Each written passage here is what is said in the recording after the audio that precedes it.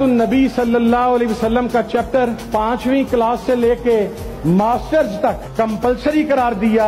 वो जो पंजाब का आजकल एक नौमौलूद वजीर दाखिला आया है, उसने आकर 6ठी से 9वीं तक रहने दिया और 9वीं से लेकर 16वीं तक मास्टर्स तक उस चैप्टर को जो नबी पाक सल्लल्लाहु अलैहि वसल्लम की सीरत से मुताल्लिक है उसे खत्म कर दिया।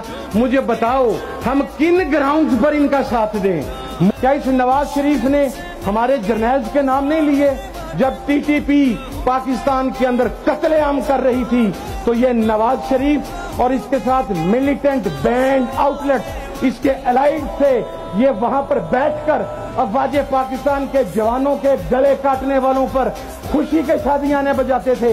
ये क्या मुल्ला उमर से कौन मिला जाकर, उसामा बिन लादेन से कौन मिला जाकर, जिसको पूरी दुनिया दहशतगर्द कहती है, उसका पैसा इस नवाज शरीफ ने लिया, हमने नहीं लिया। उसका पैसा किसी और ने नहीं लिया।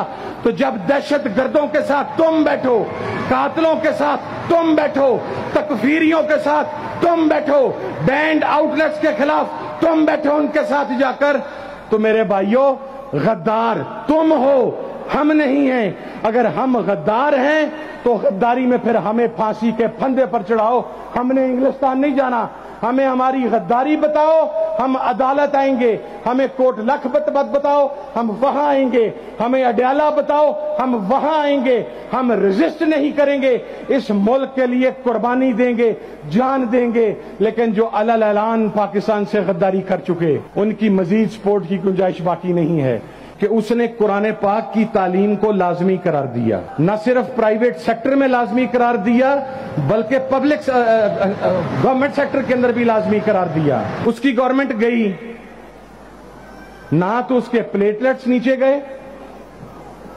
ना उसका कोई गारंटर आया, ना कतर बचाने आया, ना सऊदी अरब बचाने आया, ना अमेरिका बचाने आया। वो आज भी इसी मुल्क की सड़कों पर धक्के खा रहा है। तुमसे इस वजह से भी 1000 दर्जे बेहतर है। इमरान खान चंगा हो, वो माड़ा हो, उसने कहा मैं इसराइल को नहीं मानूंगा, हम उसके साथ हैं। इसलिए कि आप में ऐब हो सकते हैं, आप में कोताहियां हो सकती हैं, और फिक्र के मुताबिक तो नबी और पैगंबर के अलावा जो हमारे अहले सुन्नत के अंदर अकीदा है, हर आदमी से गुनाह साबित है। वो भी उसने भी गलतियां की होंगी, की हैं, हम मानते हैं। लेकिन कम से कम तुम जैसे बेशर्मों से, बेहयाओं से वो 1000 दर्जे बेहतर है। जब वो नबी और आखिरुज़्ज़मां की धरती पर जाता है तो गर्मी में नंगे पांव जाता है, और तुम्हारा कमाल ये है कि जब तुम अल्लाह के घर के अंदर बैठते हो। मेरे मुझे ये कहा गया कि जी आपने वो नवाज शरीफ के डॉक्यूमेंट की बात कैसे की? मेरे पास वो ड्राफ्ट मौजूद है जिसमें ये हरम शरीफ में बैठ के कहता था कि मैंने कोई एग्रीमेंट नहीं किया जी, मुझे तो जबरदस्ती निकाल दिया गया जी। राजा साहब फरमाएं, मैं वो फाइल्ड नंबर डॉक्यूमेंट मुझे यहां से फैसलाबाद से मंगवाने में, वो व्हाट्सएप होने में आधा घंटा लगेगा। मैं सेशन खत्म होने से पहले वो फाइल्ड डॉक्यूमेंट आपके सामने ले आता हूं। फिर उसके बाद अगर चुल्लू भर पानी न मिले तो फिर उसका फैसला खुद आप करें। इन यजीदियों के मुंह से तो अभी तक ये नहीं निकल सका कि हम इसराइल से ताल्लुकात नहीं रखेंगे।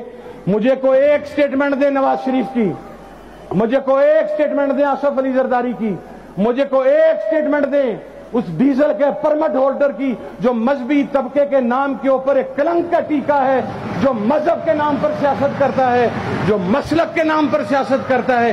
कोई एक वीडियो दे जिसमें उसने कहा हो कि हम इसराइल को तस्लीम नहीं करते।